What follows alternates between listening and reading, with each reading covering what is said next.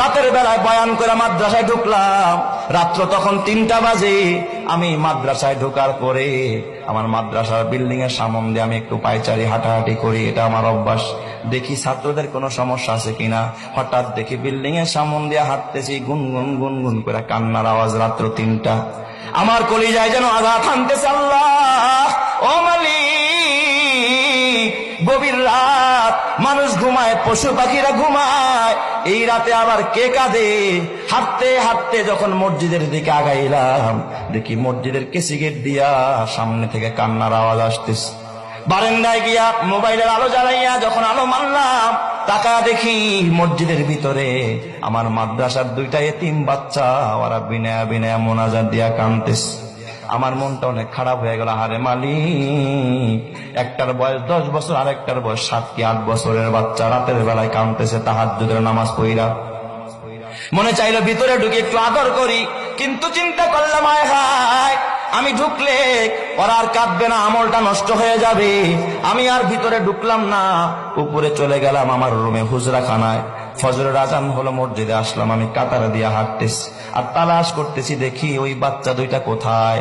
হঠাৎ দেখি বাচ্চা 2টা মসজিদের পিছনের সফে, ওরা আমার মসজিদে ফজরের পর সূরা ইয়াসিনের আমল হয়, আসমায়ে হুসনার আমল হয়।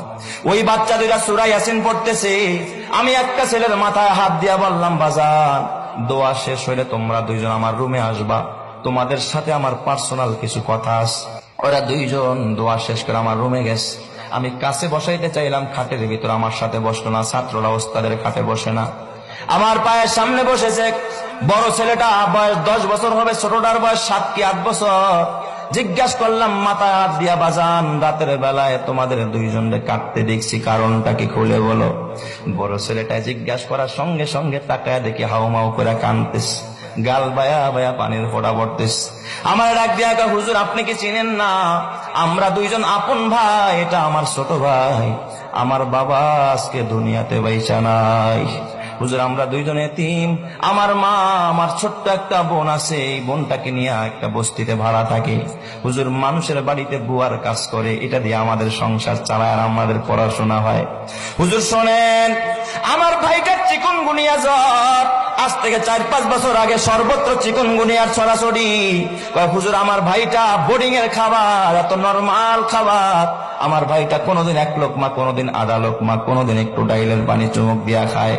জ্বরের মানুষ 7 বছরের বাচ্চারে মা বাবারা নুডলস রান্না করে খাওয়ায়, হরলিক্স খাওয়ায়, গরম পানিতে গোসল করায়, মা নিজে খাওয়ায়া দেয়। ওই বাচ্চা মা বাবা সারা বাচ্চা। ও হুজুর, গতকালকের ঘটনা, আমার ভাইটা 1 লোকমা খানা খায় না। বিকেল বেলা দেখি আমার ভাইটা হেলে দুলে পড়ে যায়। আমার ডাক দিয়া কয়, ভাইয়া একটা রুটি কিনে দাও, দেখি পানি দিয়া ভিজায় খাইতে পারি কিনা, বন্ডডির 4 দোকানে বেশ। ওই ছেলেটা ডাক দিয়া বলে, উস্তাদ কসম আল্লাহর, আমার কাছে একটা রুটি কেনার মতো পয়সা নাই, ওরে আমি একটা রুটিও কিনে দিতে পারি নাই। বললাম, ভাই রে, আসরের পর ঐচ্ছিক ছুটি থাকে, ওই সময় আমি বাসায় যাব, আম্মুর কাছ থেকে টাকাই না, তোরে রুটি কিনে দিব। আমি আসরের নামাজ পড়া দৌড়াদৌড়ি কইরা বাসায় গেলাম। ওই বস্তির ভিতরে যায় দেখি আমার মা ঘরে পড়া, আমার ছোট্ট বোনটা মায়ের পাশে কাঁদতেছে। ডাক দিয়া বললাম, মা কিছু টাকা দিবানি, ওর তো অসুস্থ, ওর একটা রুটি কিনে দিতে হবে। আমার মা আমার ডাক দিয়া কয়, বাবা আজকে 4-5 দিন হয় আমি অসুস্থ, কাজে যাইতে পারি না, ঘরে খাবার নাই, বাড়িওয়ালায় ভাড়া চায়, ভাড়া না দিতে পারলে ঘর থেকে বের করে দিবে, আমি করে কেমনে টাকা দিব। আমার মা আমার টাকা দিতে পারে নাই। আমি যখন খালি হাতে মাদ্রাসায়, আমার ভাইটা গোটা বিকাল কাঁদতে কাঁদতে বালিশ ভিজায় ফেলছে। হুজুর আমাদের দেখার কেউ নাই, আমার বাবা যদি বেঁচে থাকতো, আমার বাবা আমাদের পাশে এসে দাঁড়াইতো, আমাদের খোঁজ খবর নিত। এই কথা শুইরা বাবা চোখের পানি রাখতে পারি না। আমার বাজান পকেটের মধ্যে অনেকগুলো টাকা ছিল, প্রায় 25,000 টাকার মতো। মাহফিল করে আসছি, রাতের বেলায় বের করে দিলাম, নে বাবা যা লাগে তুই সব নিয়ে যা। ওরা 2টা ভাই আমার পার মধ্যে জড়ায় কয়, হুজুর টাকা লাগবে না, দোয়া করেন। আমি জোর করে 3,000 টাকা বের করে বললাম, 2,000 তোরা 2 ভাই নিবি, আর 1,000 টাকা তোর মাকে দিবি। ও আমার বাবা, তাইলে এরা কত অসহায়, এরা আল্লাহ আল্লাহর কাছে কান্দে, কয় হুজুর রাতের বেলা আমার সব ছাত্র ভাইরা ঘুমায়, আমার তো আর ঘুম হয় না। ছোট ভাই তারে বললাম, ভাই রে আমাদের দেখার কেউ নাই, যিনি এতিম বানাইছে তার কাছে যাই, চলো মসজিদে গিয়া বলি। তাই আল্লাহর কাছে একটু কান্দা কান্দা বললাম, ও আমার বাজার, ওদের প্রতি খেয়াল রাখ। আল্লাহর নবী কয়, আনা ওয়া কাফিলুল ইয়াতীমি কাহাতাইনি ফিল জান্নাহ।